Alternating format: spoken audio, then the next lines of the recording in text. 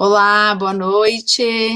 Então, bem-vindos ao quarto episódio do nosso webinar Primeira Jornada da Tentante Online.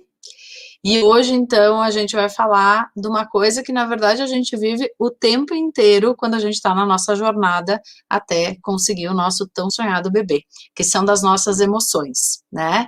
Então, eu digo que eu, lá na clínica, além de eu fazer a parte técnica, eu e toda a equipe, principalmente da enfermagem, a gente faz também um pouquinho da parte emocional, porque isso não adianta, vem junto com todas essas com essa parte técnica, com os tratamentos, com um pouco de dor física, mas que a gente sabe que a dor emocional também pode ser grande.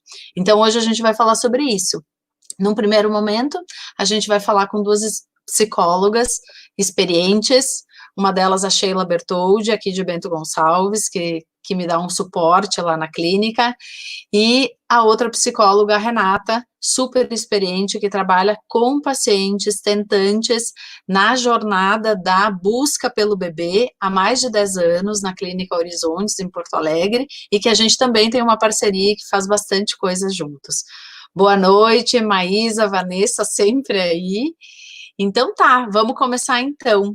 Quem vai apresentar a primeira aula para nós é a Sheila Bertoldi. Já vou chamar ela e, na sequência, a Renata. E no final vamos fazer, então, as perguntas, vamos debater e no final a gente vai fazer, então, um exercício que vocês todos sabem que eu sou super adepta à meditação e eu acho que traz uma tranquilidade e quem vai falar com a gente, vai fazer uma meditação especial no final, é a instrutora de yoga, Giovanna Bussolotto. Tá bom? Então, eu vou chamar para vocês a Sheila. Vamos abrir aqui a Sheila. Olá, Oi, Sheila, tudo boa bem? Boa noite. noite, tudo bem? Muito Tudo obrigada. bem? Boa noite para todos. Imagina. É um prazer estar aqui conversando um pouquinho com vocês. Que bom, que bom. Eu tenho certeza que a gente vai aproveitar muito e depois vamos debater e discutir bastante, tá bom? Eu vou chamar a tua aula, Sheila, e eu vou sair de Tá? cena, Tá tá? ok. Então, vamos lá.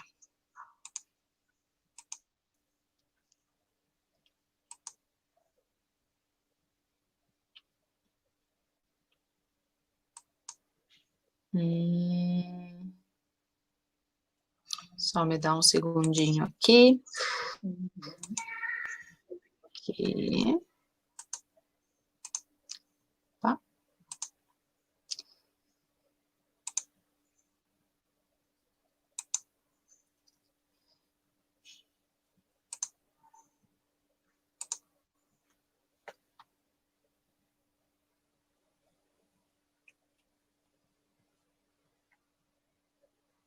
Vamos já começar aqui. Não. Aí.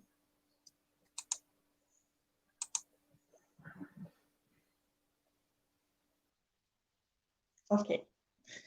Bom, gente, então nós vamos falar um pouquinho sobre os sentimentos diante da dificuldade de engravidar. Pode passar.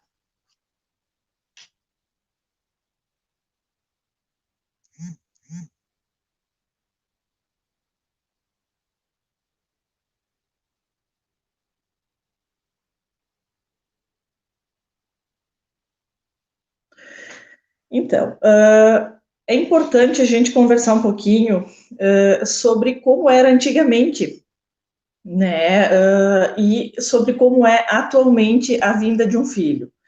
Se a gente parar para pensar, né? Antigamente as pessoas elas acabavam tendo filhos porque elas tinham que ter. Tu pode ir passando, Ângela, que vem os tópicos, enfim, que eu vou abordando.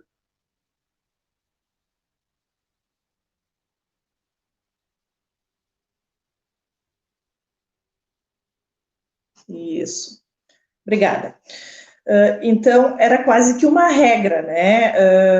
A maternidade e a paternidade era uma exigência social.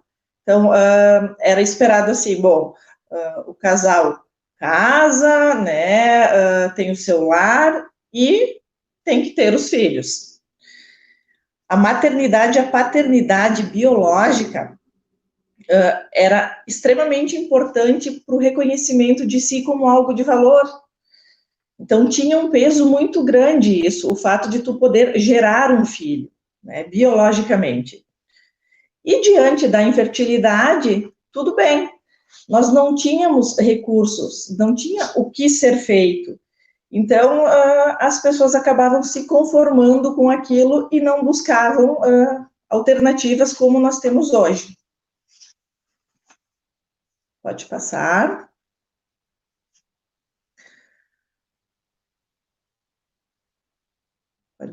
Pode trazer os tópicos, por favor.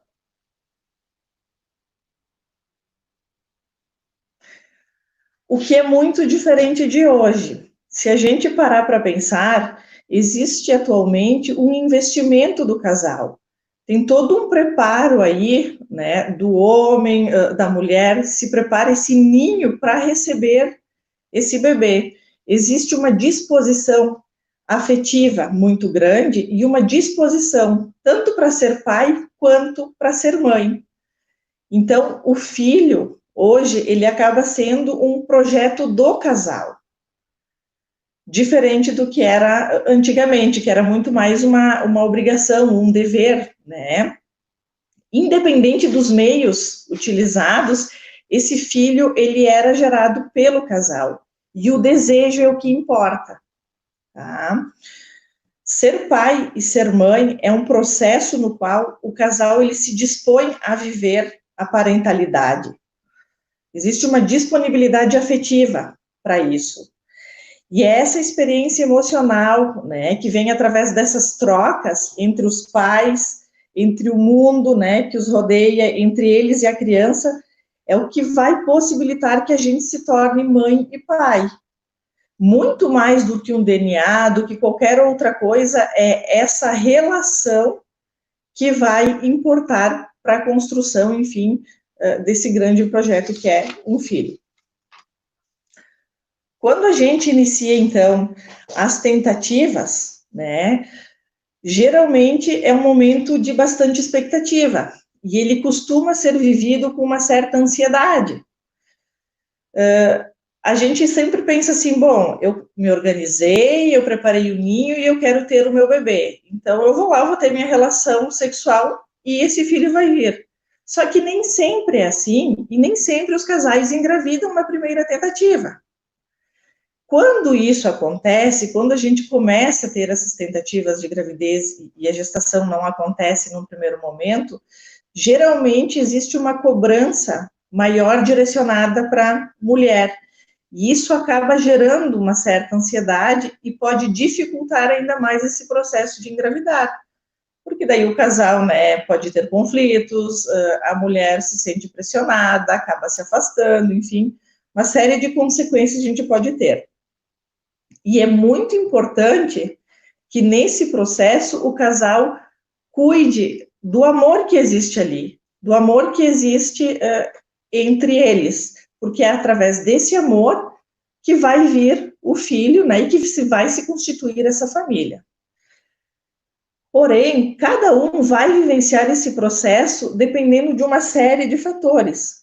Cada um de nós tem uma história, né, e a gente se constitui enquanto sujeito a partir dessa história, dessas experiências que a gente viveu e teve ao longo da vida. Então, cada um vai ter uma resposta diferente, cada um vai ter o seu momento. Esse processo, então, ele vai depender muito do ciclo vital do casal, do indivíduo, das famílias de origem. Então, por exemplo, se o casal, né, ele costuma ter postergado um pouco a vinda desse bebê, né, essas tentativas, e é um casal, por exemplo, que tem mais idade, geralmente, né, pode gerar uma ansiedade maior, né, porque, bom, nós temos um prazo, né, nós estamos no tempo limite. Fatores relevantes vividos pelas famílias de origem e pelo indivíduo, né, na família, como é que cada um lidou com as adversidades da vida, como cada um foi fazendo frente a isso, que estrutura essa família tem, para lidar com essas situações.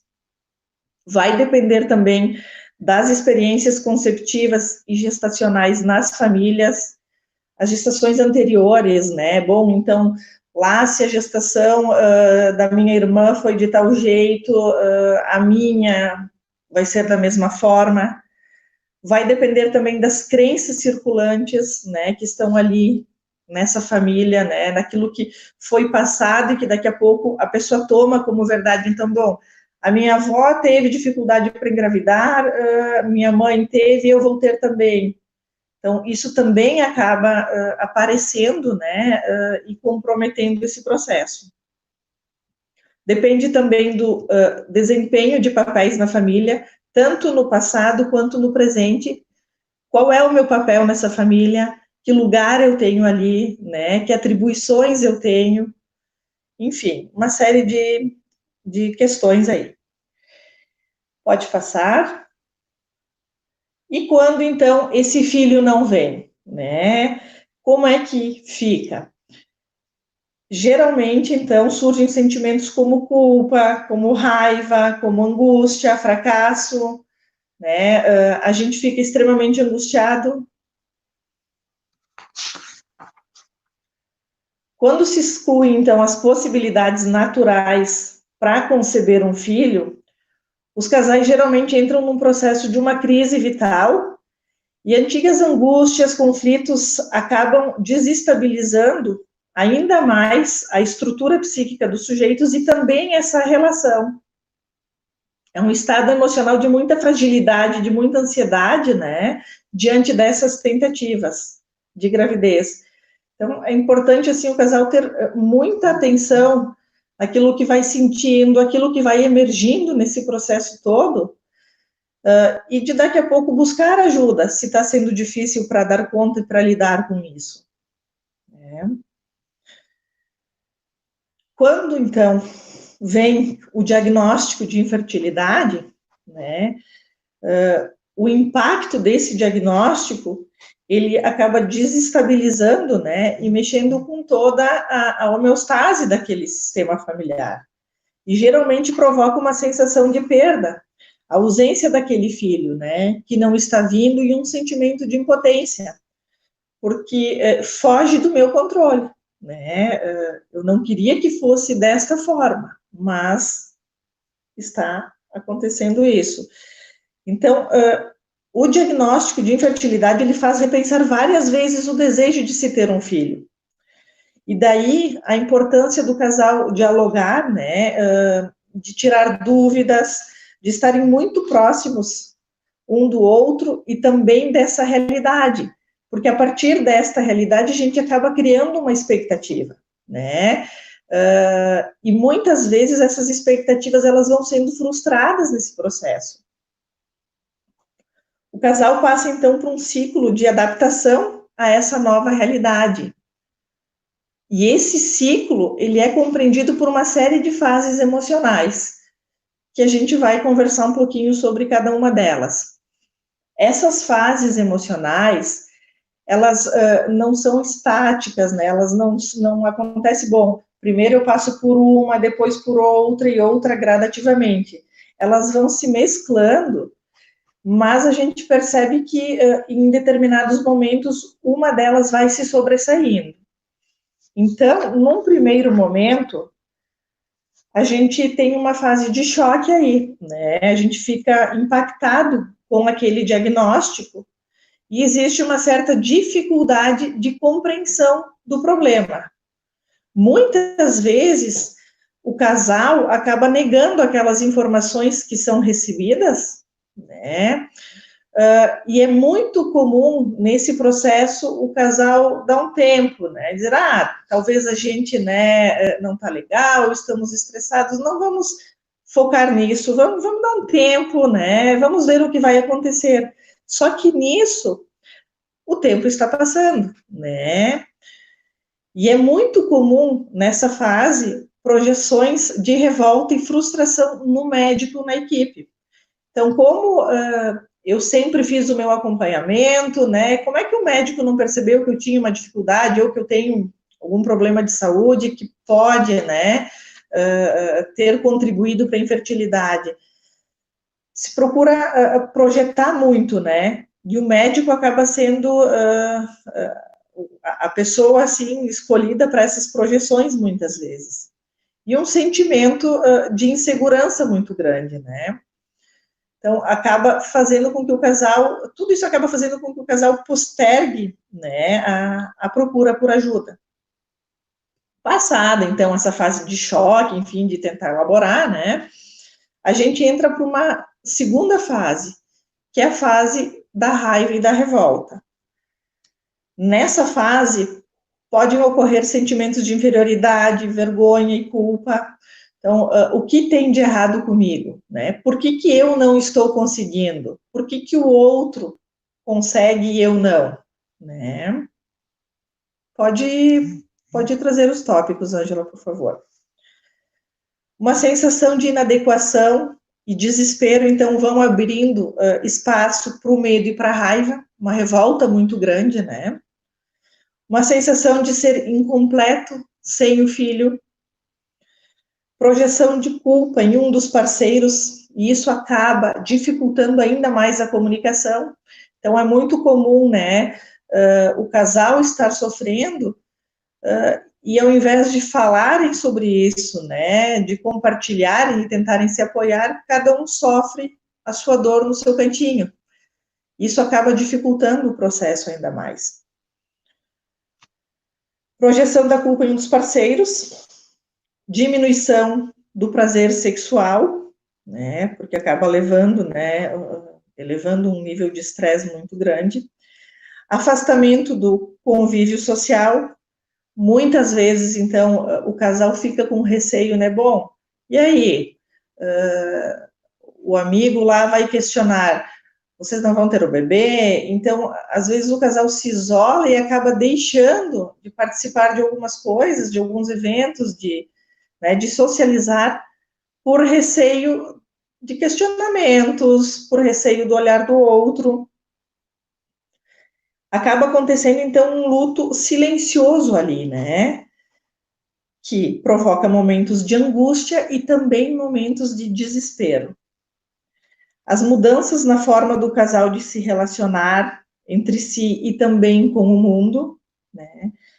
E a procura por um culpado, que geralmente, né, o que a gente falou, a equipe, o médico, né, a mulher, muitas vezes, né, acaba carregando essa responsabilidade, né.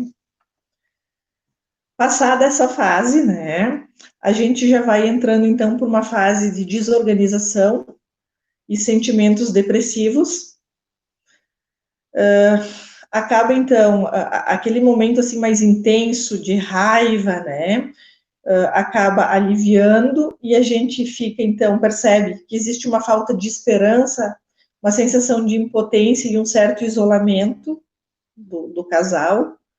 Características depressivas vão aparecendo ali nesse processo, a tristeza, né, a angústia, podem ocorrer sintomas físicos ou até mesmo somatizações. A infertilidade é vivida, então, como uma perda nessa etapa, é um luto, né? E esse luto, ele precisa ser elaborado, é extremamente importante que o casal vá elaborando essas pequenas perdas que vai tendo no decorrer do processo, né, de infertilidade, para que eu possa, estar preparado para ali na frente enfrentar, enfim, né, um tratamento para poder receber, para ter o meu filho. É uma fase marcada pelo fim, então, dessa fase mais da raiva e da revolta, e é o início de uma fase na qual há possibilidade de suportar frustrações. Diminuição das projeções de raiva no mundo externo. Se sintomas depressivos se intensificarem, um quadro depressivo poderá se configurar.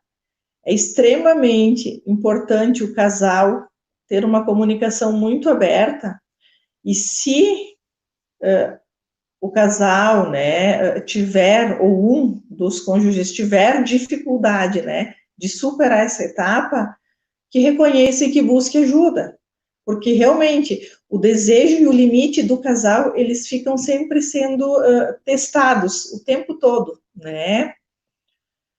Passada essa fase, então, a gente entra por uma fase de reorganização ali desse processo todo. O casal, então, consegue aceitar o real problema e passa a olhar de frente para ele, né?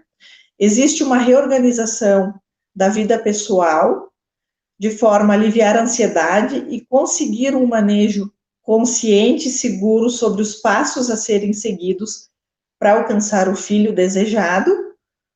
O apoio entre o casal, ele é fundamental nesse processo, e a importância do suporte psicológico, né, para fazer frente a esse processo, né, todo. Aí é importante também o casal tomar uma decisão diante disso, que geralmente é o que acontece. Bom, existem 3 caminhos ali, né? Um é o buscar um tratamento, outro é não queremos ter, né? Não vamos ter o bebê. A adoção também é um caminho. Enfim, independente do caminho escolhido, é extremamente importante que o casal tenha isso muito claro, né? E que isso tudo seja muito bem trabalhado para que se possa, então, dar continuidade, né? E buscar aquilo que a gente, enfim, decidiu. Era isso, agora a Renata vai dar continuidade, né? Muito obrigada.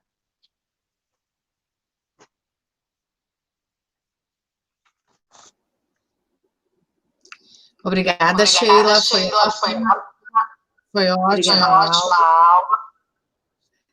Eu só vou tirar o teu microfone, senão eu vou estar escutando. Ok. Daqui a pouco eu estou falando Ishi.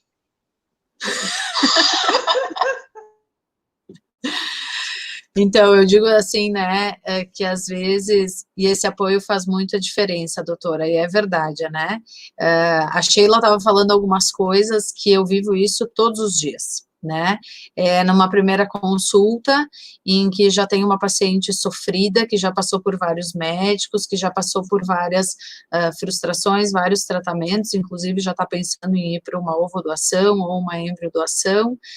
Na outra consulta de uma paciente que está tentando engravidar há 3, 4 anos, e num exame de toque a gente faz um diagnóstico e vem o choque, né? É a paciente que vem mostrar exames depois de uma primeira consulta que aconteceu há 1 mês atrás e que eu falei para ela que realmente ela ia precisar de uma ajuda, e ela vem dizendo, não, eu não vou fazer nada por enquanto, eu vou dar um tempo, e ela já está com 38 anos, então a negação é um sentimento muito frequente, muito prevalente, né? Bom, a gente vai ter muita coisa para conversar ainda, né? E depois eu peço, então, para quem está nos acompanhando, que possam fazer perguntas, que a gente vai discutir tudo isso. Então, agora eu vou trazer a Renata, eu vou te tirar daqui, então, tá, Sheila, e depois a gente volta.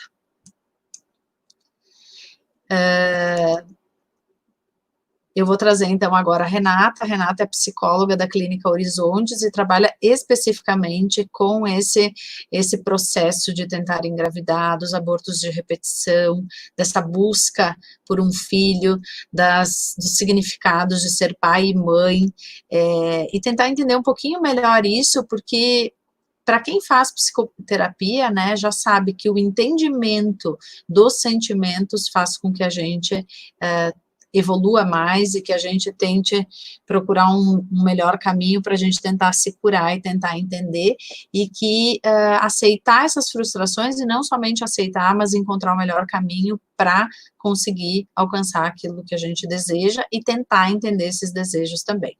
Então, eu vou trazer a Renata, só me deem um segundinho aqui. Boa Renata, noite. se tu quiser ir falando, Também, eu vou boa me noite. tirar.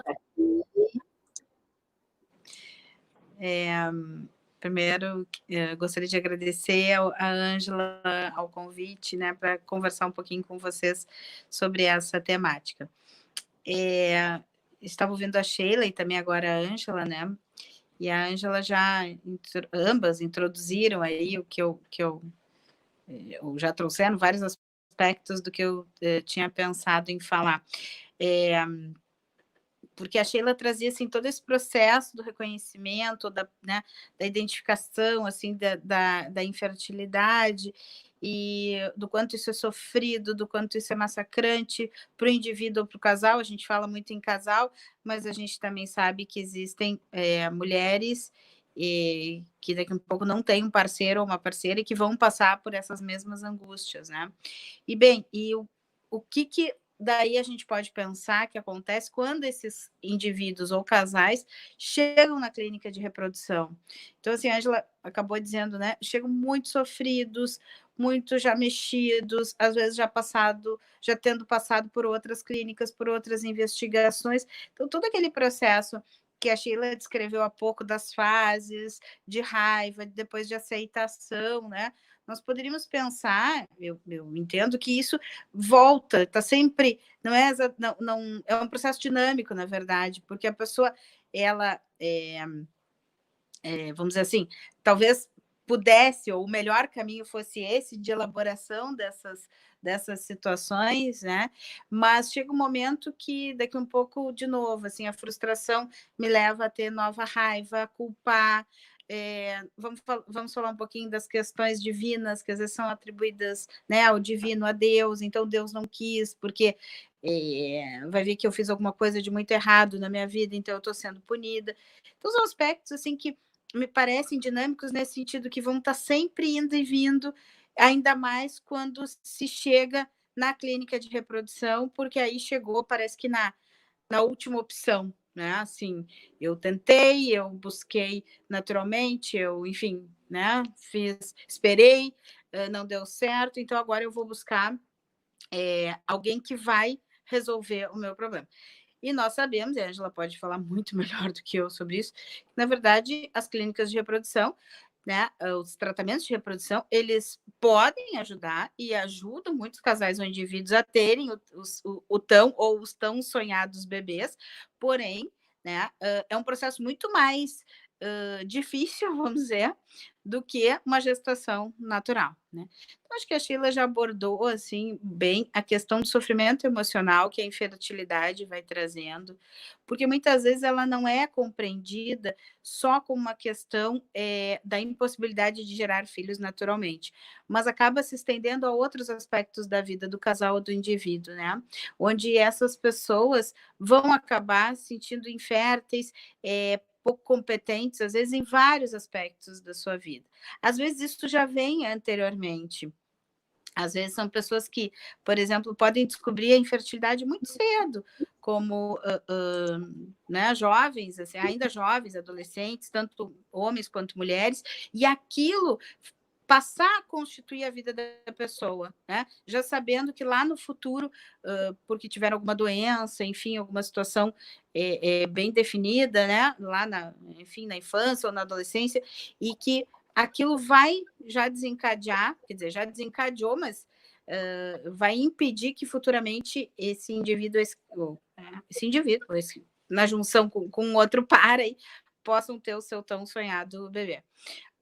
Então, assim, as questões de sofrimento emocional, ansiedade, depressão, autoestima, penso que a Sheila já abordou, né? Porque são realmente aspectos, sintomas, vamos chamar assim, que podem aparecer e que muitas vezes aparecem, na verdade, acho que sempre aparecem, quando se chega para buscar essa alternativa que é ou que são as alternativas da reprodução assistida. Pode passar, Ângela, por favor.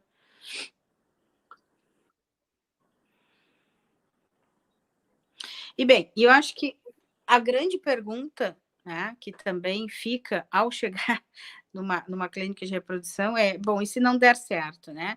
Se aqui é a minha última tentativa, a minha última esperança, o que vai acontecer se eu não conseguir engravidar, se eu não conseguir esse tão sonhado bebê? Acho que a Sheila também já apontou isso e concordo, assim, que é extremamente importante de se pensar. Hoje de manhã eu conversava com uma colega psicóloga também, que trabalha numa clínica em São Paulo, e ela conversávamos sobre o que é o sucesso da reprodução, né? O que é o sucesso para uma pessoa.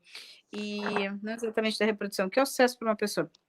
E a gente estava vendo assim, claro que muitas vezes, conscientemente, o sucesso vai ser ter este bebê. Mas se isso em algum momento não ocorre, né? Como isso vai ser processado para que esse indivíduo ou esse casal possa lidar com esta falta, né? E possa buscar outras alternativas para seguir a sua vida e seguir de uma forma bem. Seja a adoção, como a Sheila mencionava, sejam outras formas, outros encontros, outros filhos, entre aspas, né, que a gente possa criar e gerar e criá-los, né?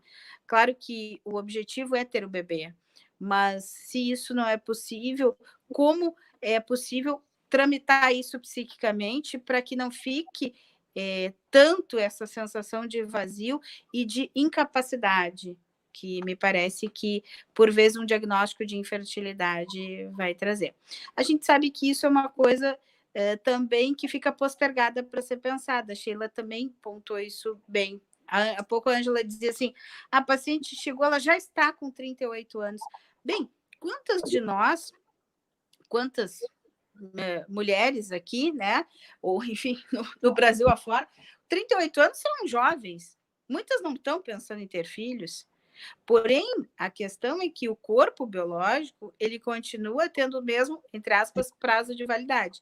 E a Ângela, melhor do que ninguém, pode falar sobre isso. Né? Prazo de validade no sentido da fertilidade. Mas com 38 anos, tem muitas mulheres que estão ainda procurando se estabelecer profissionalmente, estão ainda procurando um parceiro ou uma parceira, estão ainda procurando, enfim, definir coisas na sua vida, e aí também tem que se ver confrontadas em pensar sobre uma maternidade. Muitas vezes com coisas, eu diria que não muitas vezes, na verdade, sempre com coisas da sua existência inteira, das suas relações, a Sheila também pontuou, das suas relações primitivas, né, que a gente chama assim, com mãe, com pai, com irmãos, como isso tudo se deu? Porque isso tudo vai registrando em cada um de nós o que é a maternidade. Apesar da maternidade ter um conceito ligado ao divino, né, pelo menos de uns séculos para cá, essa coisa do sublime, a Virgem Maria, a maternidade, na verdade, ela é única para cada um de nós. Cada um tem escrito, e isso tanto para as mulheres quanto para os homens, né, o que é ser mãe. Porque cada um de nós teve uma vivência única e particular com suas mães, com a sua mãe, ou com quem fez esta função, né? Se foi uma avó que criou, se foi uma tia que criou, enfim. E como isso foi percebido também, como as relações foram percebidas e vividas no âmbito familiar. Então, cada um de nós tem um conceito único de maternidade. E, às vezes, isso está confuso, isso não está bem elaborado, né? Eu não sei bem o que é ser mãe, eu nem sei se eu desejo bem ser mãe, mas eu já tenho 38 anos, né? E pode passar o outro.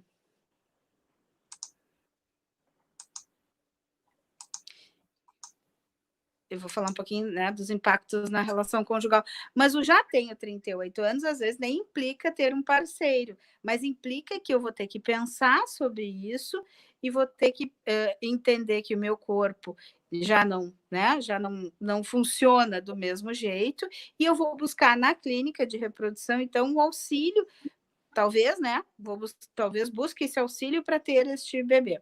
Quando a gente fala da relação conjugal, que a Sheila também, né, muito bem pontuou, dentro da clínica, a gente vê assim, na verdade, o que eu percebo é que dentro tem um processo, né? Que acho que foi isso que nós tentamos estabelecer aqui, que é anterior à chegada na clínica, que já é um processo muito sofrido, muito doloroso para o indivíduo ou para o casal, porque também cada um, né, num casal, cada um vai sofrer e vai lidar com aquela incapacidade, né, impossibilidade, vamos dizer assim, de ter o filho de uma forma, e isso tudo se soma.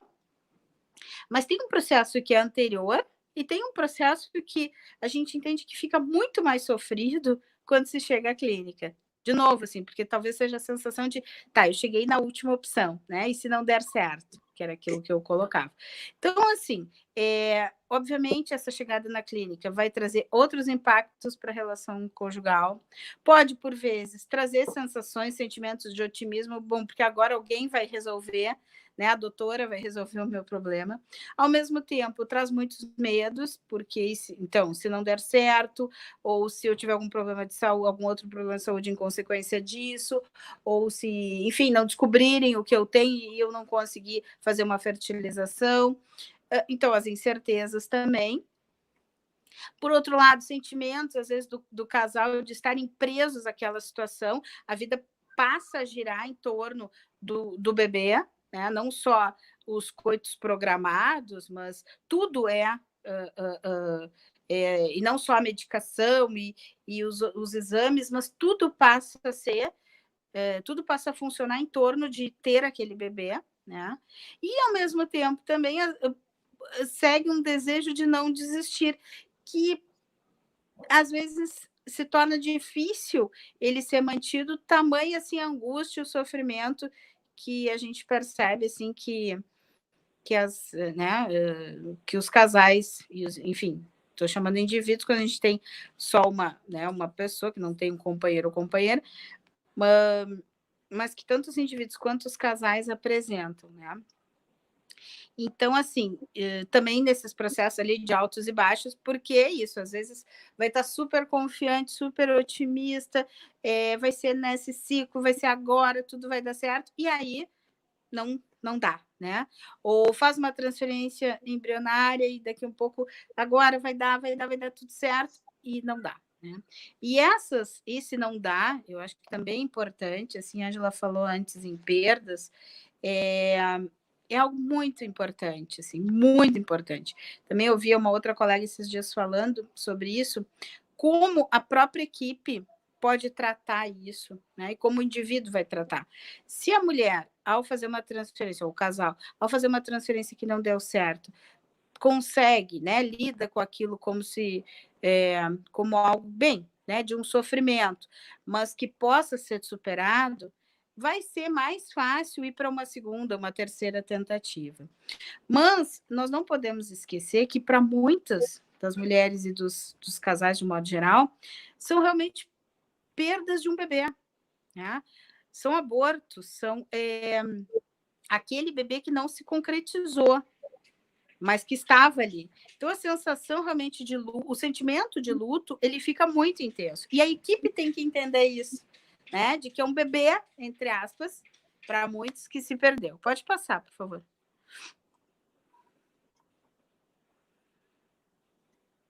Então, a gente, né, falou sobre isso, que a reprodução assistida não é um processo simples, vocês já devem ter discutido isso muito ao longo dos outros encontros, né?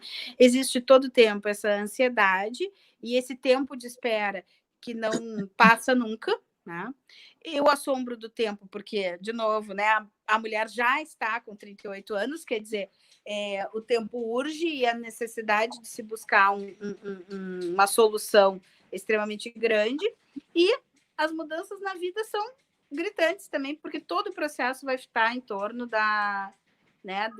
desse tão sonhado objetivo. Pode passar, por favor.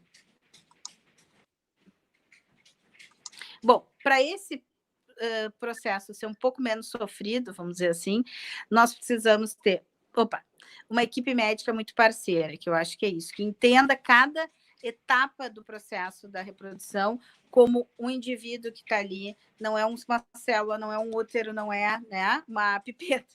Um espaço de escuta para esses casais ou indivíduos, às vezes o acompanhamento psicológico também, eu digo às vezes porque a pessoa tem que estar disponível para isso, e às vezes também grupos de discussão, quem sabe um pouco como a gente está fazendo aqui, tá?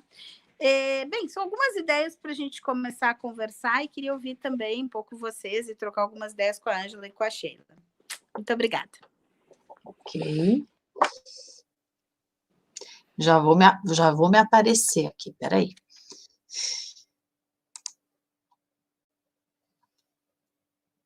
Então, aqui a minha câmera.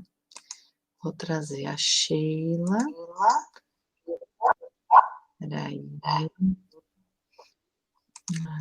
Assim. Aí. Abriu o microfone da Renata também.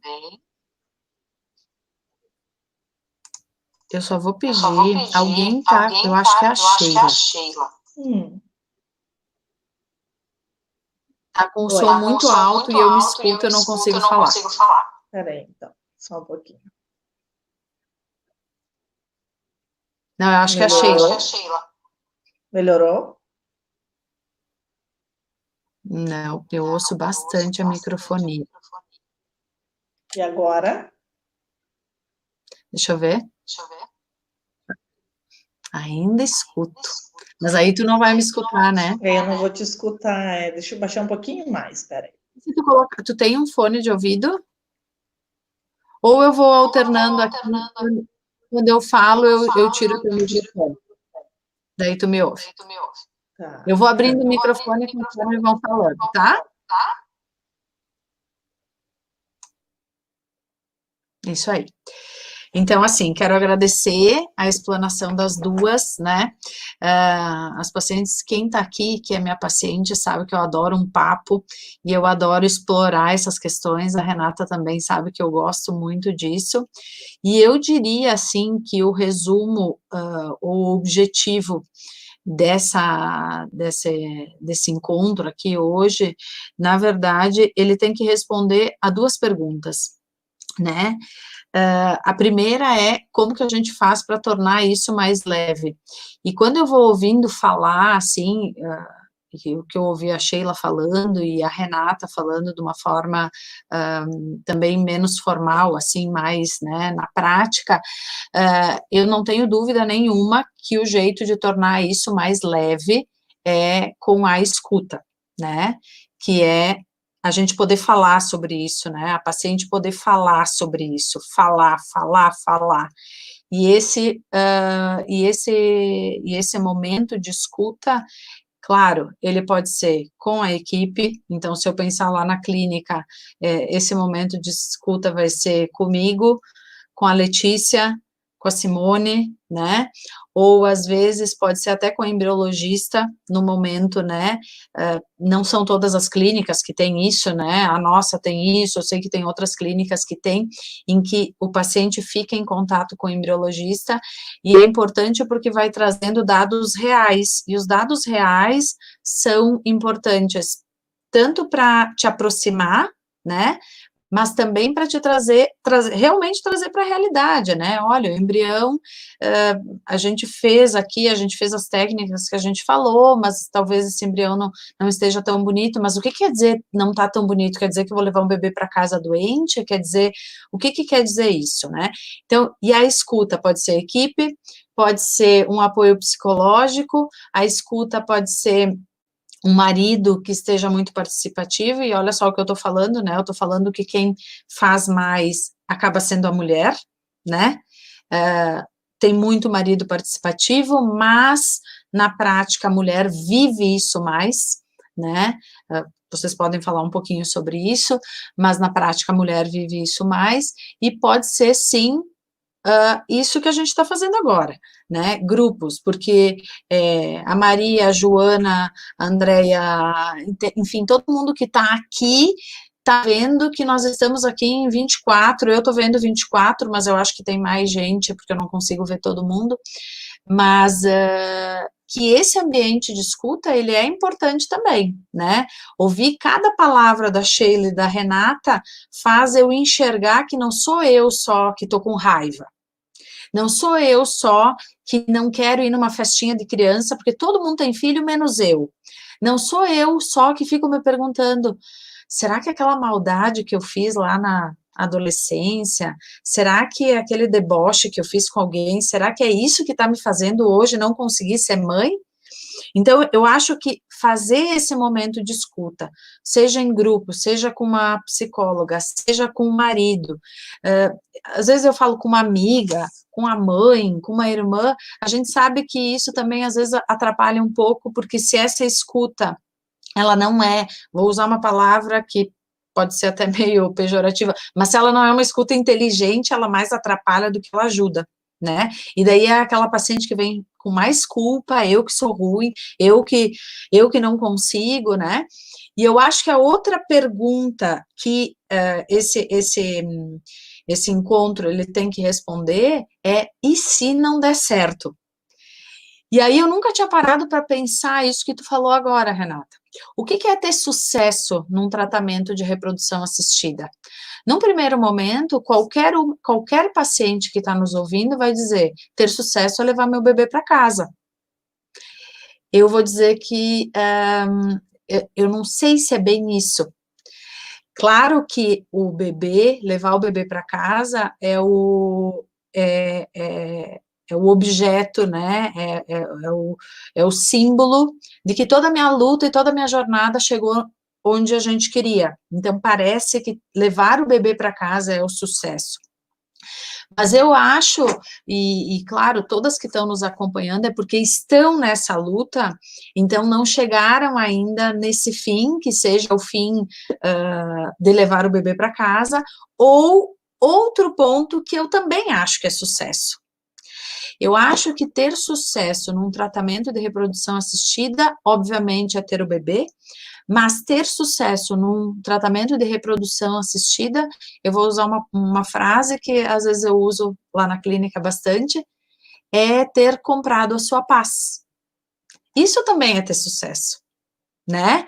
Eu fiz tudo o que eu podia, né? Enfim, chegou o momento de eu assumir que desse jeito não vai dar, que talvez o meu jeito de dizer que eu tive sucesso, ou talvez ter o sucesso é assumir que eu preciso de uma ovodoação. Talvez ter o sucesso é assumir que eu devo ir para uma adoção.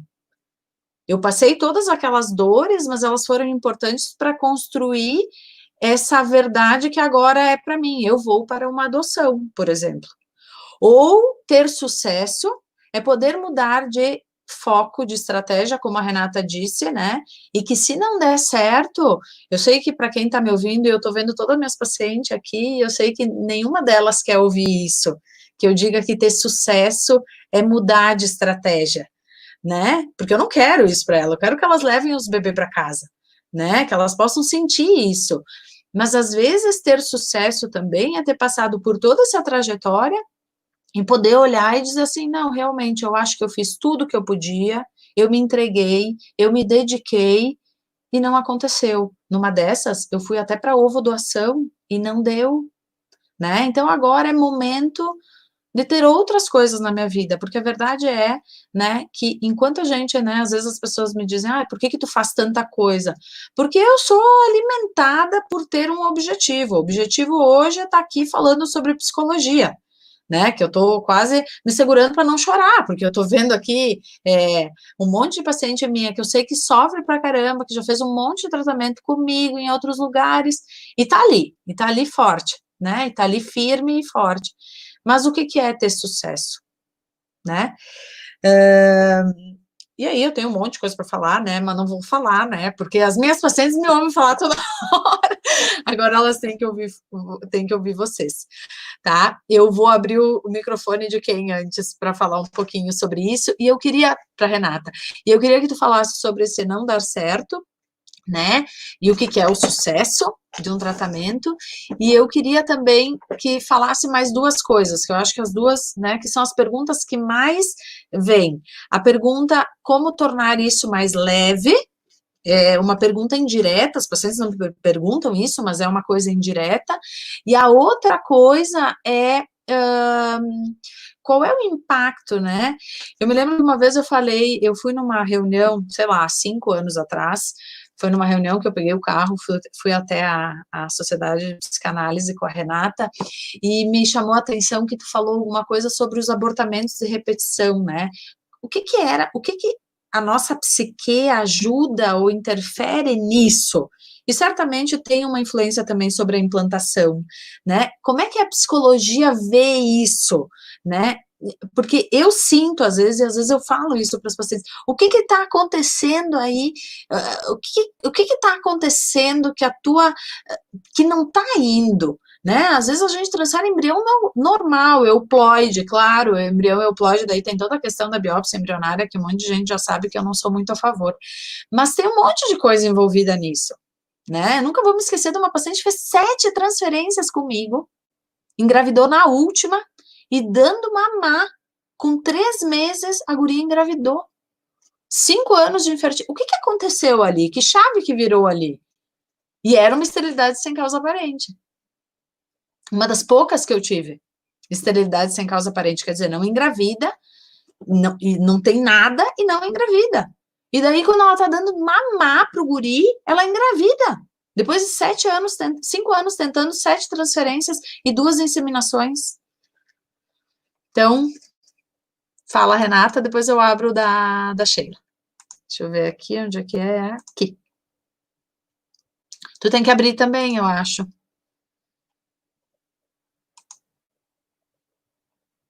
Peraí. Vamos ver aqui. Karen, eu preciso da tua ajuda para abrir o microfone da Renata, porque eu não estou conseguindo.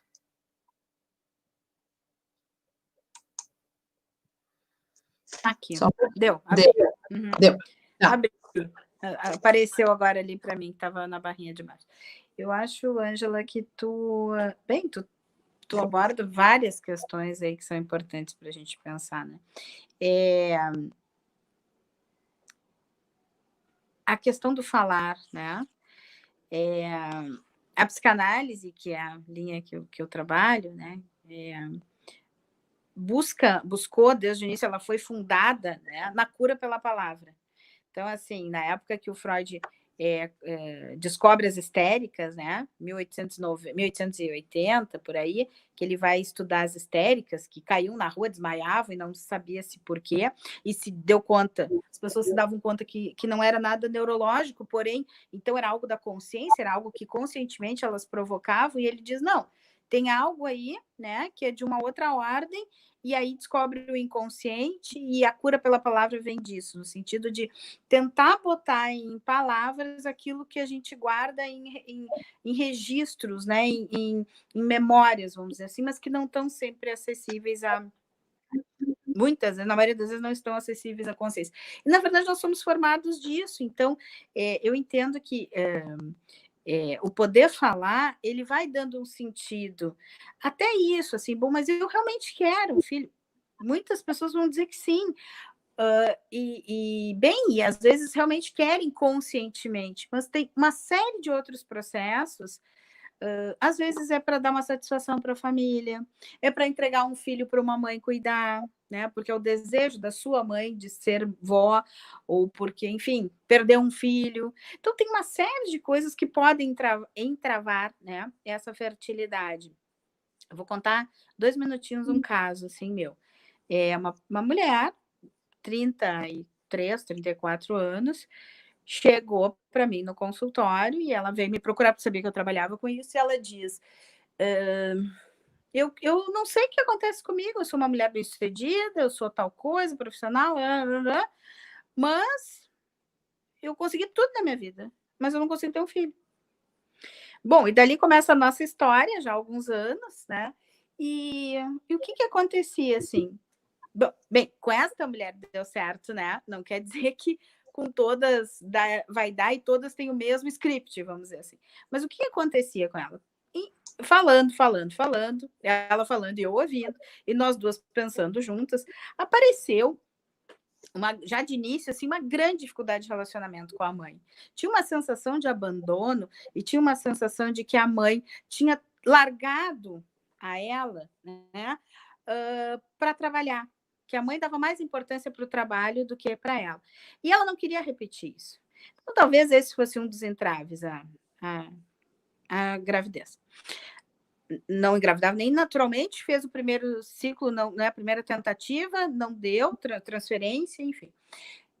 Essa mulher tinha uma relação muito próxima com uma tia da família, muito próxima, que era com quem ela se dava muito bem. Então, ficava dividido, né? A mãe era a mãe má, porque abandonou, porque só trabalhava, porque isso, porque aquilo, e a tia era a boa pessoa. Ela nunca contou para a mãe que ela estava fazendo tratamento de reprodução. Essa tia adoece gravemente, tá? E ela vai para a cidade da tia, para a cidade de onde ela era, né, de origem, para acompanhar a tia. E nesse percurso, ela teria que voltar na semana, porque era o dia para fazer a outra tentativa a outra transferência. E ela vai e ela fica dividida entre ficar com a tia que está muito mal no hospital e entre vir, né? E ela resolve contar para a mãe. E foi a primeira vez, isso eu estou resumindo, assim, 5 anos de terapia. Não, 5 não, desculpa. 3 anos de análise. Não chegou bem a 3. 5, acho que faz que ela está comigo. Não chegou bem a 3. Mas, assim, uns 2 anos e pouco, pelo menos, de análise, que ela chegou e ela resolveu contar para a mãe tudo o que estava acontecendo com ela. Que ela estava fazendo tratamento, que já tinha feito assim, que não tinha dado certo. E ela disse, eu vou ter que voltar para Porto Alegre, porque eu tenho que fazer o que eu, né? E a mãe diz assim, vai, porque é o que a tua tia diria também para tu fazer, o que eu acho que tu tem que fazer, vai. Bem, ela veio, ela fez a transferência, não deu certo, não engravidou desta vez, não foi desta vez. Mas, assim, ela volta à cidade, a tia acaba falecendo, tá? E ela tem que lidar com esse luto. Mas, dali por diante, essa relação com essa mãe melhorou muito. E aí, sim, dali a um tempo, não me lembro quanto tempo foi, ela faz uma nova transferência de embriões e ela engravida, né? E engravida de uma, enfim, acaba tendo uma menina, né? Então, assim, é uma relação tão interessante, porque para mim fica muito evidente que aquele processo todo de... E claro que nisso ela foi se questionando o que era ser mãe, por que a mãe trabalhava tanto, foram surgindo outras coisas, né? Isso foi dando um outro sentido para ela. Destravou, né? Destrancou algo que estava me pedindo. E liberou, eu entendi, a mãe dela liberou ela. Exatamente, a mãe autorizou, a mãe disse, vai, tu pode ser mãe, estou te autorizando. Claro que às vezes isso não é algo tão assim explícito e às vezes não vai ser numa, né? E nem foi isso, assim, numa conversa. É todo um processo, parece, a gente fala, pode parecer meio mágico, meio fantasioso, né? Por isso que eu disse, estou resumindo aqui algum tempo de análise. Mas é isso, aquilo teve um outro sentido para esta pessoa. Então, quando tu fala de uma escuta inteligente, eu diria uma escuta profissional. Exato. Né? Porque às vezes uma mãe pode mais atrapalhar e dizer, não, realmente, Exato. sabe por que tu não tem filho agora? Tu sabe por quê? Porque tu não foi uma boa filha, né? Ou mulheres que às vezes não precisam dizer isso, mas que tiveram, por exemplo, provocaram abortos na sua adolescência ou na sua vida mais jovem. Claro, mas é que aí tem uma culpa, né, que precisa ser processada, precisa ser trabalhada, de bom, quando eu tive a oportunidade, vamos dizer, eu tirei o bebê, agora eu quero, então Deus vai me castigar, né? Essa mesma amiga hoje que eu conversava, essa mesma psicóloga, ela me disse uma outra coisa muito interessante que eu vou dividir com vocês também. Depois eu paro de falar, porque eu falo pelos cotovelos. Renato, não tem jeito. Ela dizendo que trabalha numa clínica em São Paulo, né? Daí ela comentou assim que ela estava falando com o médico, que o médico disse, bom, agora nós fizemos tudo, agora, né, é com Deus. E ela disse, olha só, pensa também o que tu está dizendo. Eu achei ótimo. Porque, Deus não assim, quer. Se não der certo, é porque Deus não quis, é porque, de novo, assim, é um ou outro, né? Tu pode, tu não pode. Não, tu fez muita coisa errada, tu não tem esse direito. Não, né? Não. Assim, acho que, claro, existem crenças religiosas, a fé é importante para o ser humano, acho que mais do que nunca esse momento, né? Ter uma crença nos ajuda a suportar a pandemia, as incertezas da vida, mas esse Deus tão punitivo, assim, que vai dizer, não, tu foi má, tu foi uma filha má, ou tu fez isso, tu fez aquilo, por isso tu não vai ter.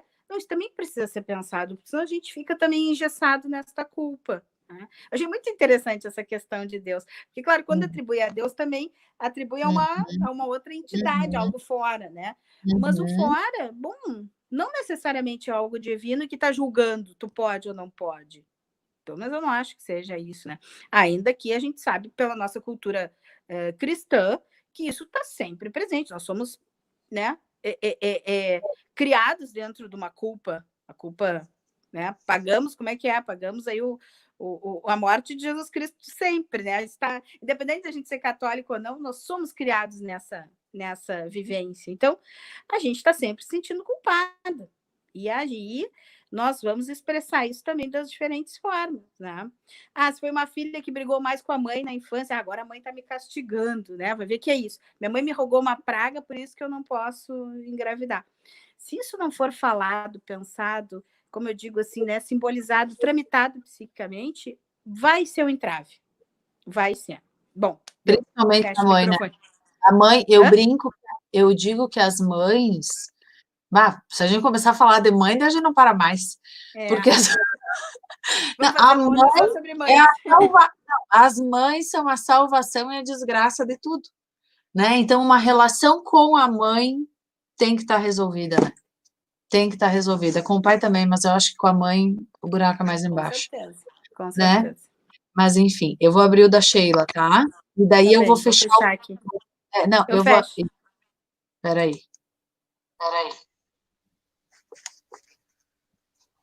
Ok. Acho que a Renata já apontou várias questões aí, né? O fato é que as coisas precisam estar muito bem alinhadas e resolvidas. Enquanto a gente não tiver essas questões daqui a pouco, né, resolvidas, questões de lá atrás, vínculos, enfim, não vai ter espaço para esse filho, né? Então, precisa ter espaço no psiquismo, né? Precisa ter um espaço ali na vida desse casal para esse filho vir. Senão, não vai acontecer, né? Outra questão que eu acho que é importante também da gente pensar é, bom, eu consigo ser feliz sem ter esse bebê? Né? Porque às vezes a pessoa acaba se apegando tanto a isso e parece que não existe mais vida, não existe mais nada além dessa busca, né, incessante, desesperadora muitas vezes por esse filho tão desejado, né? Então, alguma coisa de errado tem ali. Eu preciso entender, né, o que está por trás disso, preciso resolver aquilo que está pendente aí para que eu possa, enfim, ter paz. Eu diria que o sucesso do tratamento, né, quando vocês falaram aí no início, o que é o sucesso do tratamento? É ter paz, é ter as coisas resolvidas dentro de mim para que eu possa, então, ser feliz. Paz, né? Independente de eu ter o filho ou de não ter, que eu tenha paz dentro de mim, né? Acho que essa é a grande, né, questão. Eu só vou fazer uma pergunta que eu acho que é importante estar aqui da Kelly. Eu tive que cortar ali o microfone da Sheila, senão dá microfonia. Então, eu acho que é importante porque isso é uma coisa assim que eu acho que 90% das pacientes falam, né? Elas escutam muito, né? E até eu fiz um vídeo do que não falar para uma tentante, uma das coisas era essa, mas toda tentante escuta isso, né? Não fica pensando muito que é por isso que tu não é engravida. O dia que tu parar de pensar, tu vai ficar grávida. E aí a Kelly pergunta, não sei se isso faz sentido para a psicologia. Na verdade, indiretamente, ela está perguntando se a ansiedade de estar tanto na expectativa não atrapalha a chance de gravidez. Vou dizer eu do ponto de vista médico, clínico.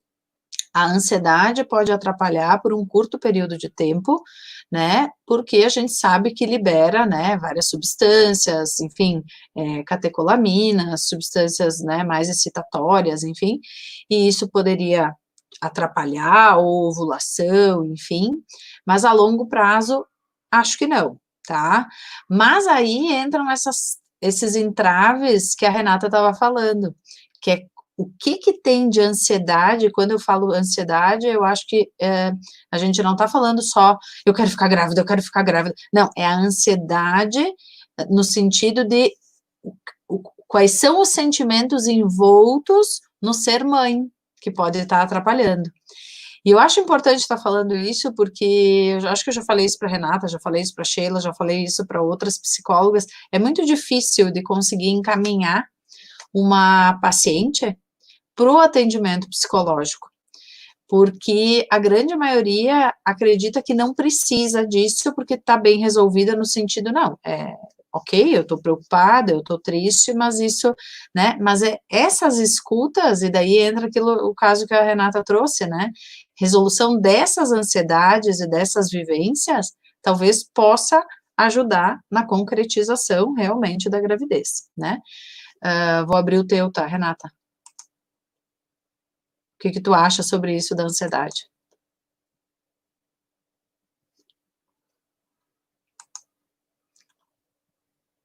Aqui, deu. Então, eu entendo que mente e corpo andam sempre juntos, né? Ainda que talvez não se explique exatamente biologicamente, com hormônios, enfim, eu entendo que sim, que possa ser um grande entrave. Se aquele momento, a Sheila falou de crise, né? Da infertilidade ser uma crise para o casal ou para a mulher, assim, para o indivíduo, enfim. Se a gente pode ter crises que se superponham, né? Daqui um pouco um casal que não está bem, daqui um pouco a perda de um familiar, enfim, N situações aí que a gente pode pensar que vão se superpor, né? Sobrepor, enfim, as crises. Então, eu estou vivendo um luto e aí eu tenho que pensar a minha infertilidade, eu tenho que fazer um tratamento de reprodução, né? Tem uma pessoa doente, uma doença terminal, aquilo que fica 2, 3 anos, assim. Não quer dizer que todas as pessoas que têm alguém nessa situação não vão conseguir engravidar, mas isso pode ser, sim, um motivo de não ter um espaço psíquico, como também a Sheila apontou, né, para esse filho. Né? Tem uma outra pessoa que eu acompanhei recentemente, que ela também, várias tentativas, assim, e ela conta a experiência dela de chegar na clínica para fazer a transferência dos embriões. Ela sentiu muito mal com a equipe, muito mal, e teve uma crise de hipertensão, teve, enfim, várias situações, nem conseguiu, acho que fazer, nem conseguiu fazer, não, fez a transferência aquele dia, mas obviamente não engravidou, e assim, as chances de engravidar naturalmente mínimas, e ela está agora com 25 semanas, engravidou naturalmente. Né? Bem, o que aconteceu aí? É uma pessoa que vem também no processo de análise, vem tratando uma série de coisas, né? Mas assim, não ia engravidar naturalmente, não ia. Não tinha chance, o médico disse, olha, não tem, tá lá os embriões, é muito raro, não, tem que fazer a transferência, mesmo assim os embriões foram para análise genética, uma série de coisas. Então, eu acho que quando a gente fala de não ficar pensando sobre o assunto, na verdade é o contrário, né? Eu acho que tem que pensar sobre isso, mas tem que pensar. Pensar não é ficar pensar é outra coisa, né? Pensar é isso, e isso não é fácil. Isso realmente não é fácil. O que é um filho para mim? Que momento de vida eu estou? Tenho espaço para essa criança nesse momento? Às vezes não tem. Às vezes realmente não tem, a gente não se dá conta. Que não tem um lugar para aquela criança naquele momento da vida, ou do indivíduo ou do casal. Então, acho que a ansiedade atrapalha muito. Eu acho. Enfim. Então, tá. Sheila, vou abrir o teu. Uhum. Acho que a ansiedade também pode boicotar, né, muitas coisas, até as nossas decisões, né? E é o que está por trás dessa ansiedade aí. O que precisa ser resolvido, né? E muitas vezes, isso que a Renata falou, muitas vezes o desejo do filho até não é nem da mulher do casal, é do outro, é porque, né, a avó quer, é porque, né, a irmã lá teve, eu tenho que ter também, ou é porque, bom, eu estou na idade limite, né? Então, isso tudo precisa ser muito bem pensado e trabalhado.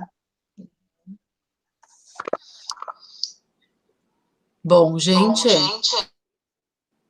eu acho que a gente teria aqui, ó, a gente já está em 1h10 de evento, tá? Eu acho que a gente teria, assim, ó, papo para mais 2 horas, mas não dá, né?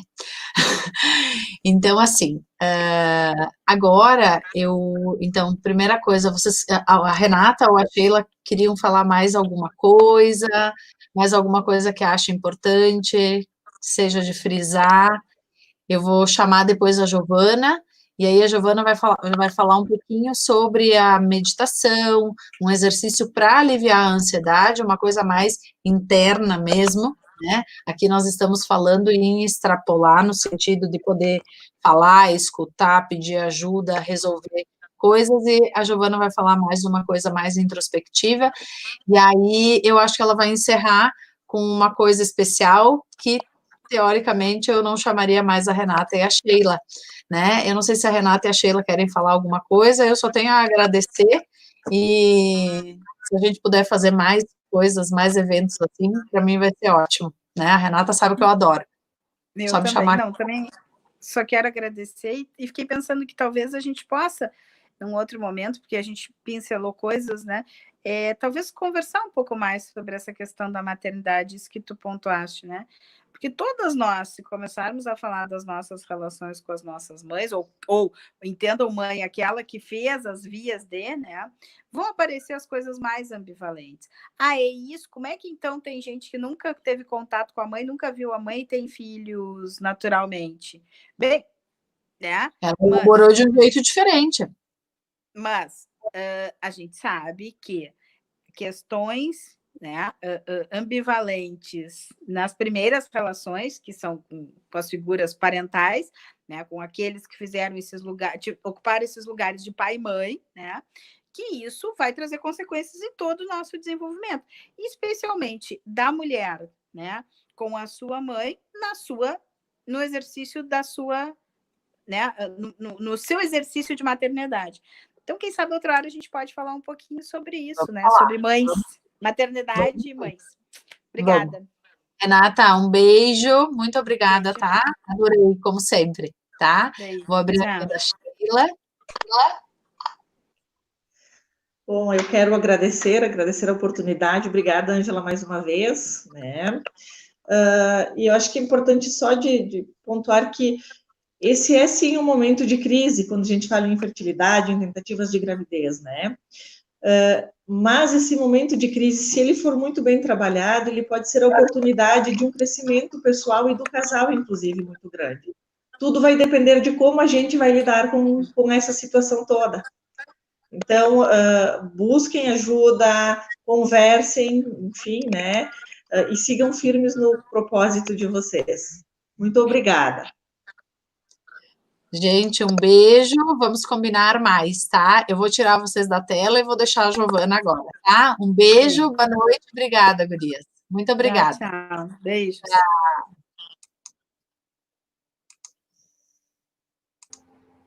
Boa noite, Giovana. Então, boa apresentar. Noite. Deixa eu mudar aqui uma coisinha. Então, eu trouxe a Giovana. Para quem não conhece a Giovana é instrutora de yoga e meditação, né? E as minhas pacientes sabem que eu adoro. Eu acho que é um momento da gente se conhecer e de fazer a nossa mente trabalhar pelo nosso corpo. E a Giovana vai falar um pouquinho sobre isso, né? Isso que ela vai falar, e na verdade, por que eu acredito nisso? Primeiro, porque eu tive uma experiência muito positiva comigo mesma, quando eu coloquei a meditação na minha vida. A yoga, agora, por causa da pandemia, a Giovana vai me xingar, porque eu não voltei ainda. Né? Mas eu tô fazendo meus exercícios em casa. Tá bem. Né, porque existem trabalhos científicos falando que sim, que a meditação pode auxiliar as pacientes na jornada, né, de encontrar, de ter, olha só o que eu falei, de encontrar o seu bebê, porque ele vem até nós mesmo, né. Então, Giovana, eu vou abrir a tua apresentação, tá? Já te agradeço de antemão, deixa eu só abrir. Agradeço o convite. Deixa eu só olhar aqui. Aqui. E aqui, então.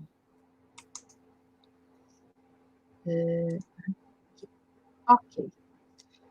Pode começar. Então, boa noite, pessoal. Espero que vocês estejam bem.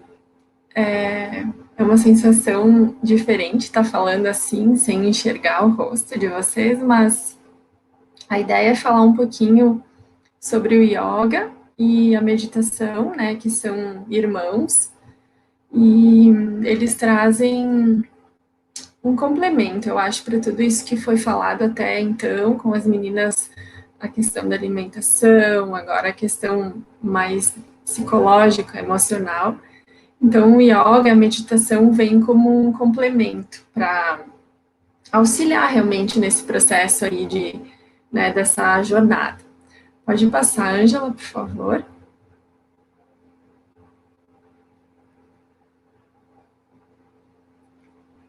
Pode passar mais um que vai entrar o texto. Então, o que eu queria trazer para vocês, eu não sei se alguém já fez ou faz, pratica, enfim, são questões pontuais que o yoga e a meditação trazem, que é a conexão com o nosso corpo, com a nossa respiração.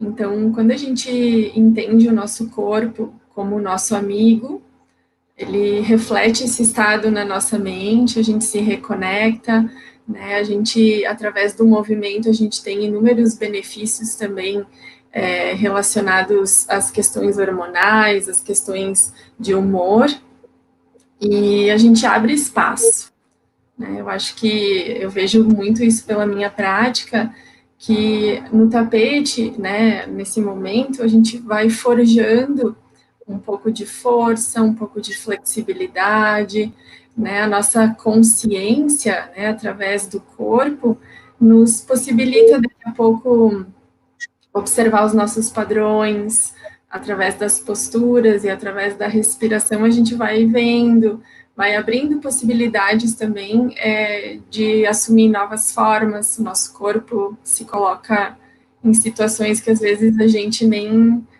imagina e a gente ganha mais autonomia, né, além de outros inúmeros benefícios que eu poderia estar citando, enfim, agora. Tu pode passar, Ângela, por favor?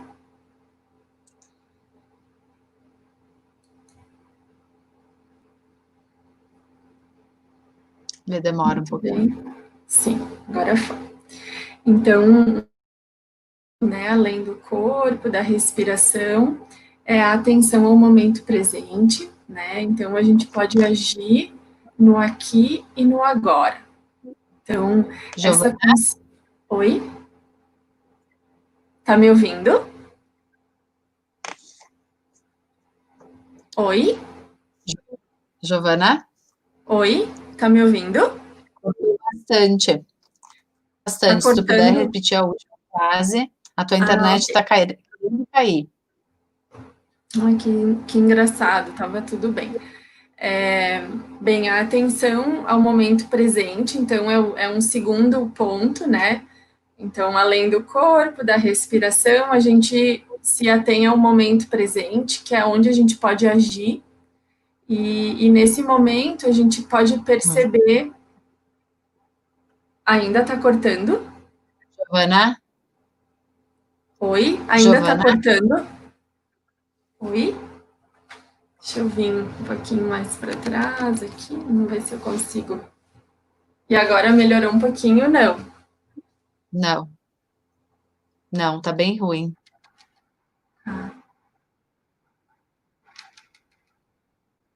Deixa eu tentar fazer uma coisinha aqui. Peraí.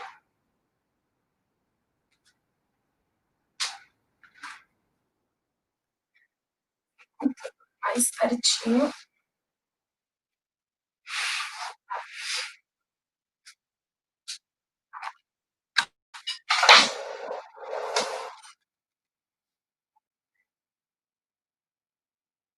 Melhorou um pouquinho, talvez?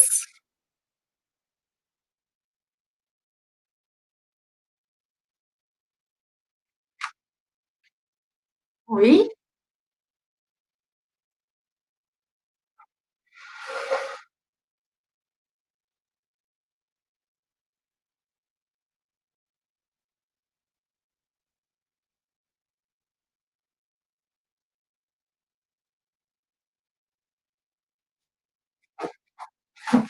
Oi? Tá me ouvindo agora? É um pouquinho melhor?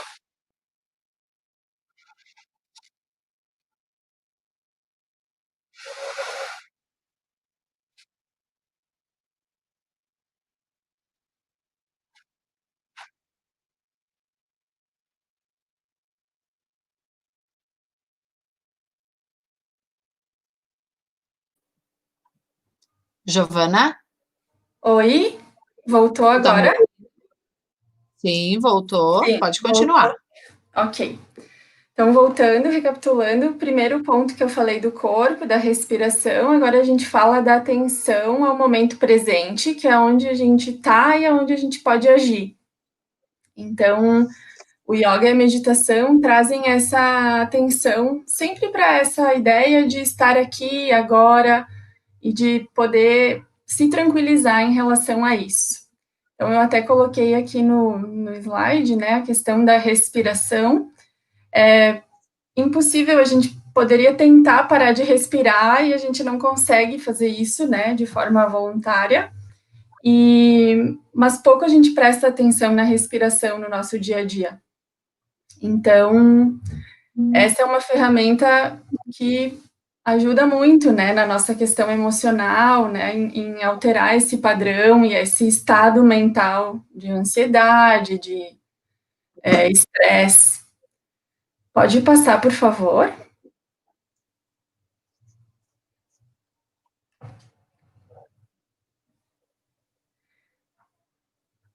Então, além, né, das questões anteriores, a conexão, né, do nosso corpo como um todo.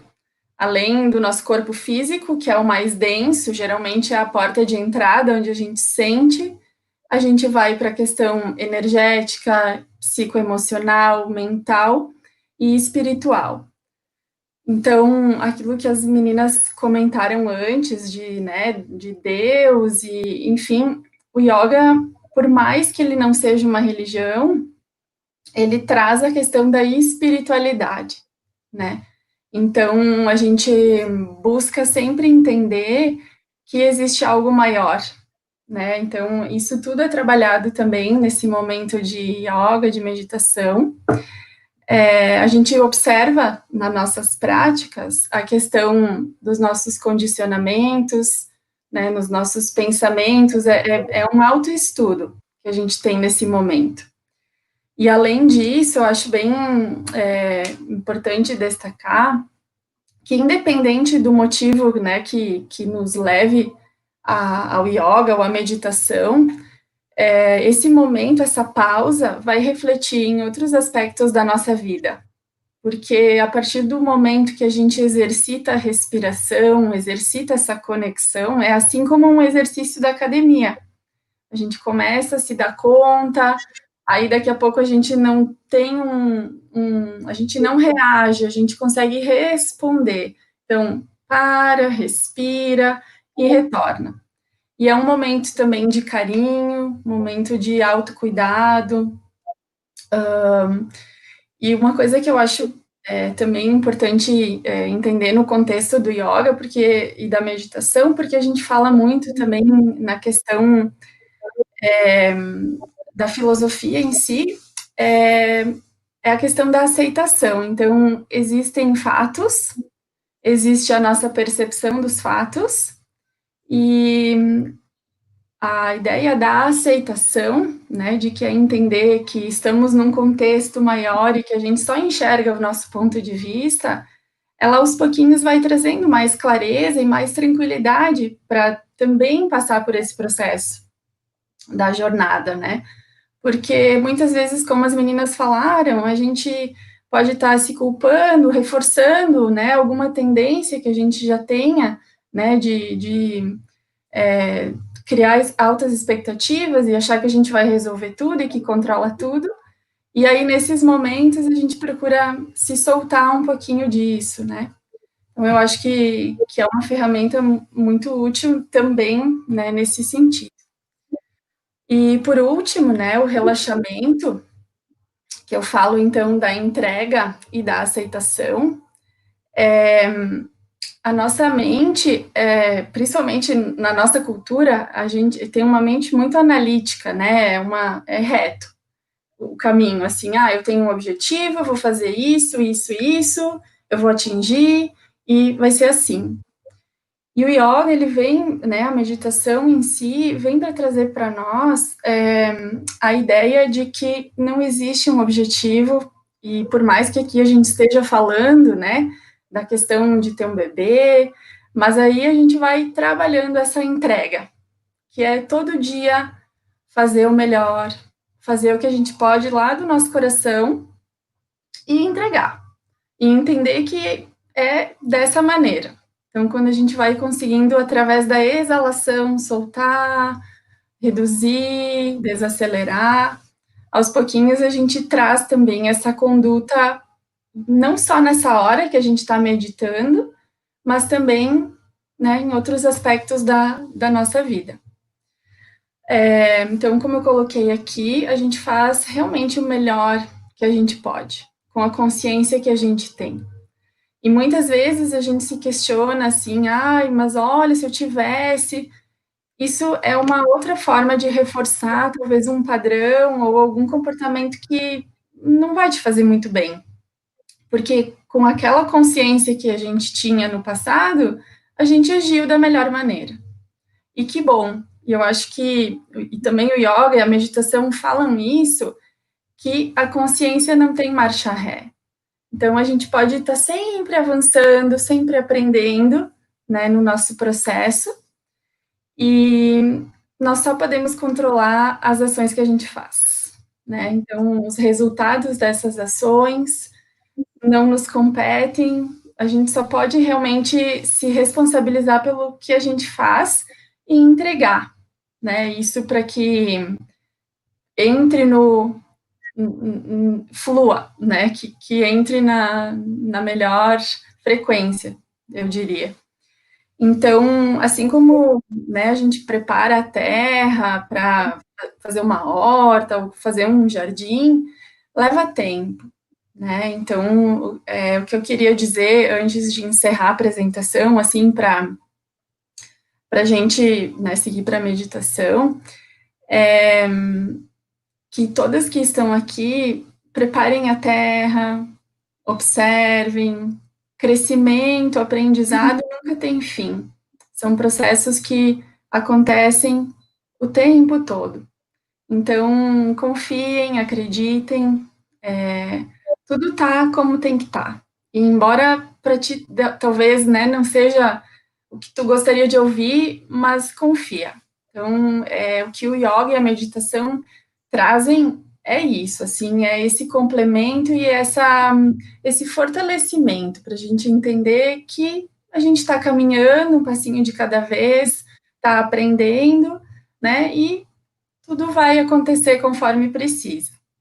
Então, assim, quem não faz, ou se talvez quem faz, ótimo, eu queria dizer que se pudesse parar 5 minutinhos por dia, né, para sentar, pode ser com uma meditação que guie, né, o que vai conduzindo, ou mesmo sentar em silêncio, por escolha, né, diferente de cair na cama cansada, deitar assim para dormir, escolhe um tempinho, para, respira um pouquinho, concentra na respiração, isso vai te ajudar também no decorrer dos teus dias. Então, brevemente, assim, o que eu queria dizer, o que eu queria falar do yoga e da meditação, é isso. Então, enfim.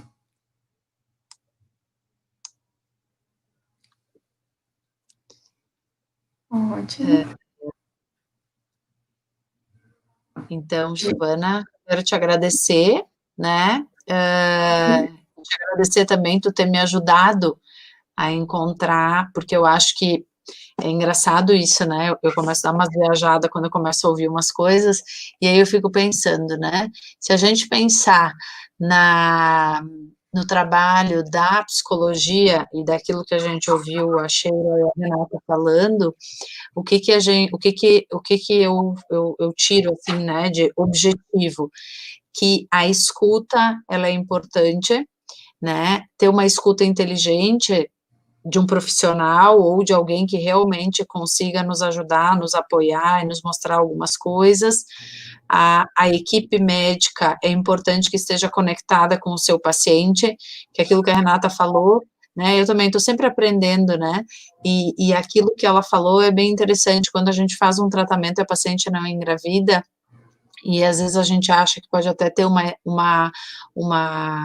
uma demonstração de sentimento exagerada, por exemplo, fez um coito programado e não engravidou, na verdade, o que aconteceu ali não foi que ela não engravidou, ela perdeu um bebê. Esse bebê não existiu tecnicamente, né? Porque a gente não sabe nem se o óvulo encontrou o espermatozoide, mas ela perdeu mais um bebê, né? Ela perdeu mais uma oportunidade, ela está fazendo mais um duto.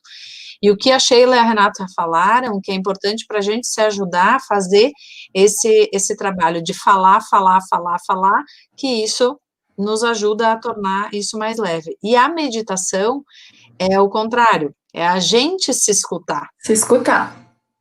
Né? E essa introspecção, e para mim, além, mais do que o yoga, tu sabe que eu sou da meditação, né? As meditações guiadas, elas são muito, para mim, elas foram muito importantes, pelo menos até o momento de tu conseguir fazer o exercício, de poder fazer uma meditação sem ser guiada, que é esse exercício da respiração, da introspecção, mas a meditação guiada, eu acho que ela é importante porque ela ajuda tu a te escutar, né? Sim. É essa coisa, tu contigo mesmo. Sim. Então, eu já te falei sobre meditação guiada, sobre receber o bebê, né, que aí eu fiz uma, né, mas tu fez uma na nossa jornada da tentante presencial, que foi impressionante, né, então para quem, talvez, eu acho que não tinha ninguém que está aqui na online, que tivesse na nossa presencial, mas foi um momento maravilhoso, que todo mundo sentou no chão, lá no auditório da clínica, um monte de gente chorou, eu acho que tinha umas 15 pacientes, assim, dessas 15, umas 6 ou 7 falaram a sua história, né, e eu torço para que passe logo a pandemia e que a gente possa fazer outra presencial, porque aquele momento foi especial. Então, agora, eu imagino que tu tenha também para fazer, e eu quero que as nos assistindo, que possa realmente aproveitar isso, e que possa tornar a meditação também um exercício, porque isso também faz com que a gente se conheça melhor. Com certeza, com certeza. Eu acho que a meditação guiada, ela nos ajuda muito, porque é uma maneira da gente também se sentir acolhida e de ajudar, porque às vezes a gente pode sentar e pensar, tá, e agora, o que eu tenho que fazer? Então, a meditação guiada, ela vai te conduzindo também, vai te levando, né, para um estado mental mais tranquilo. Então, com certeza, super válido, assim. Então tá, pode fazer então o que tu pretende agora. Então tá. Então eu vou pedir para as meninas, né, enfim, meninos que estejam acompanhando, como eu não consigo vê-los, para que vocês sentem numa postura que seja confortável, pode ser sentado no chão ou na cadeira, e toma um tempinho agora para a gente dar uma relaxada, né? Algumas respirações em silêncio e, se tu puder, fecha os teus olhos.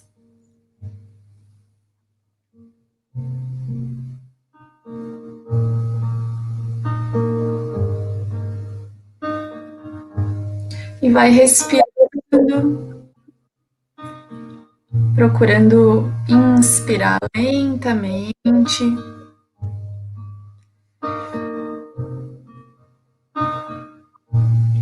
E quando tu exalar, relaxa os ombros, relaxa o teu rosto. Mais uma vez, inspira bem suave, bem profundo.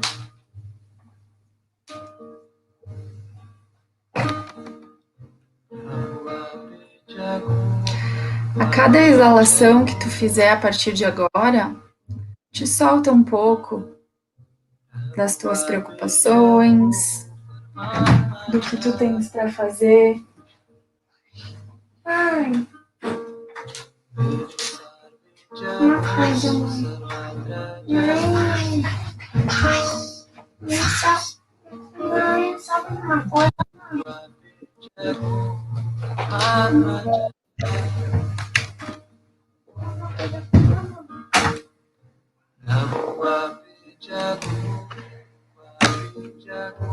Te solta dos teus medos, das tuas dúvidas.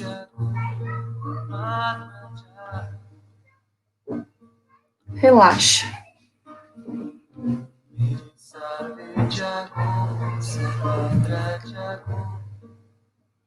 E agora segue respirando, deixa a tua respiração fluir, sem esforço, sem pressa.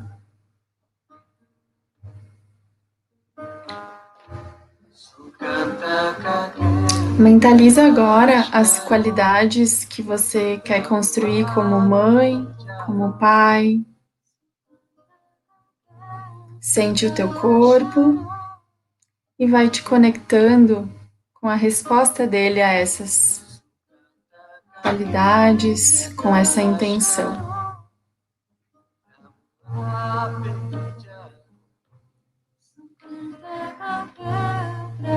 Agora, se tu tens uma cor que você relaciona com o bebê, é essa cor que será visualizada. Se não tiver, visualize uma cor branca ou dourada, como se fosse uma estrela.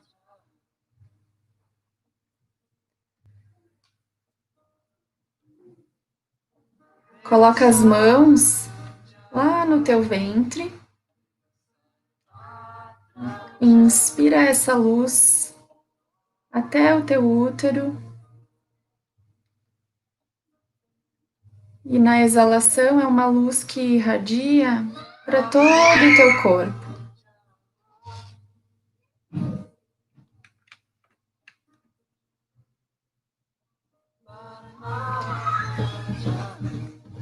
Inspira e exala, visualizando essa luz mais e mais clara, mais e mais radiante.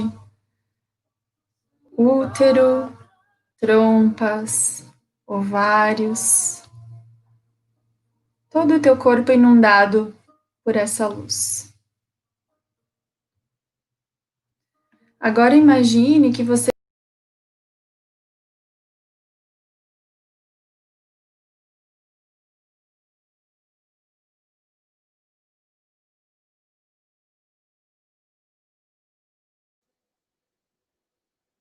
Olá, a conexão da Giovana encerrou. Deixa eu ver se eu consigo falar com ela pelo WhatsApp.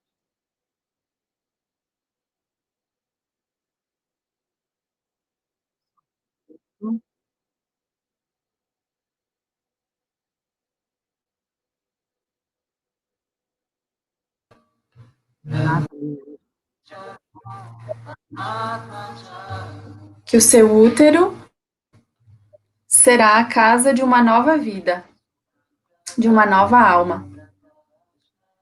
Encha essa casa de luz, de energia positiva, de amor.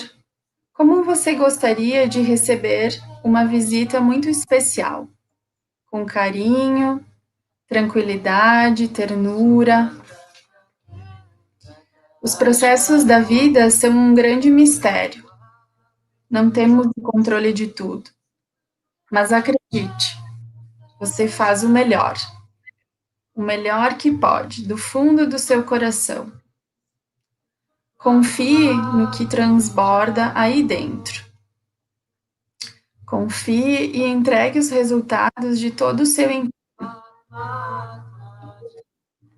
Acredite, você tem a sua história e tudo tem o seu lugar. Tudo é como deve ser. Agora, une as tuas palmas em frente ao peito, se permitindo um momento para uma intenção mais íntima, mais profunda. Você pode estar iniciando a sua jornada, pode estar há um tempo tentando, pode estar se curando de uma frustração, não importa. Acolhe tudo isso em você. Você está aqui, agora, e isso é o que importa. Se dê um carinho, se acolha com amor, sem julgamento. Aqui você pode se sentir segura, pode descansar e confiar. Mais uma vez, na inspiração, visualiza essa luz da cor que você escolheu, inundando todo o seu corpo. E na exalação, deixa que ela se expanda mais e mais.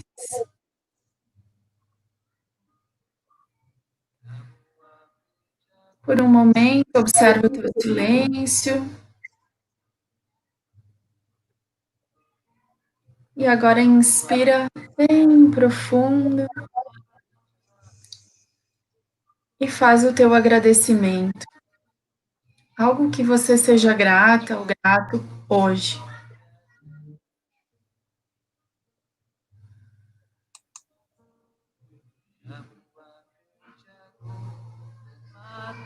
Entrego, confio, aceito e agradeço.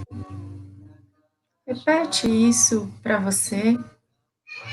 Entrego, confio, aceito e agradeço.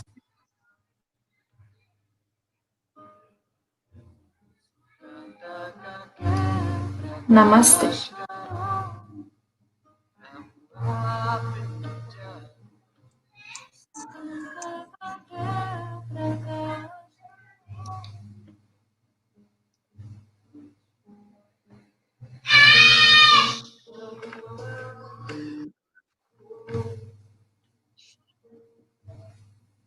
Obrigada pela atenção de vocês. Desculpem as falhas técnicas que aconteceram, mas as coisas são como são, né?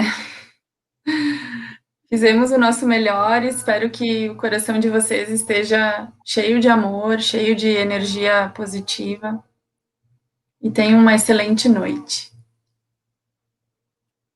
Eu não te ouvi bem. Alô? Tá me ouvindo? Oi, tô. Agora sim. Agradecer, Giovana. Quero te agradecer a tua disponibilidade. Se estendeu um pouquinho mais do que a gente imaginou, mas é porque estava bom. Ok, eu que agradeço. Obrigada. Muito obrigada. Espero que a gente possa ter um presencial logo para todo mundo sentar no chão. Sim, todo mundo sentado no chão. Obrigada, Ângela. Imagina, um beijo. Beijo. Eu vou só terminar uma coisa aqui que eu acho que deve ter. Ah, sim. Tá bom, Giovana, muito obrigada. Obrigada. Um beijo, boa noite. Beijo. Beijo.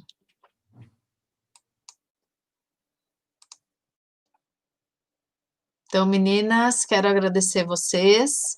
Eu acho que, eu não sei se eu não estava ouvindo bem a Giovana, mas, ou se é a minha internet, que talvez esteja mal, eu estou no cabo, mas enfim.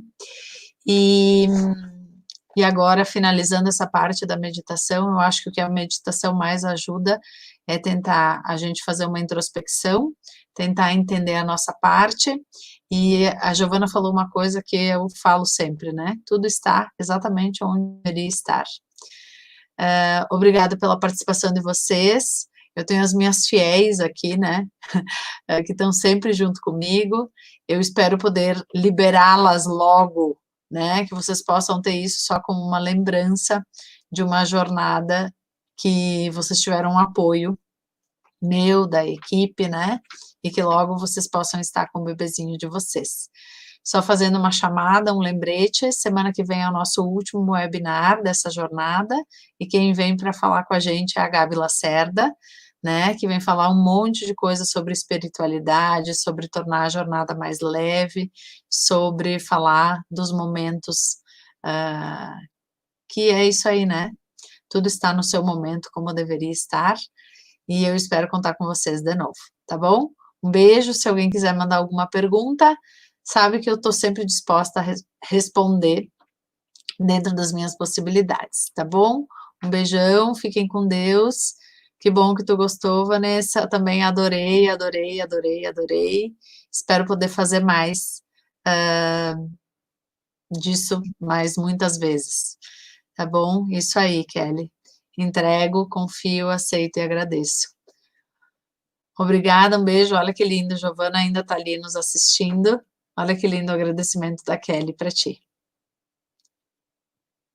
Tá, um beijo, fiquem com Deus e nos veremos semana que vem, então, tá? Um beijão. Boa noite para vocês, obrigada. Foram quase 2 horas de live, tá? Um beijo, fiquem com Deus.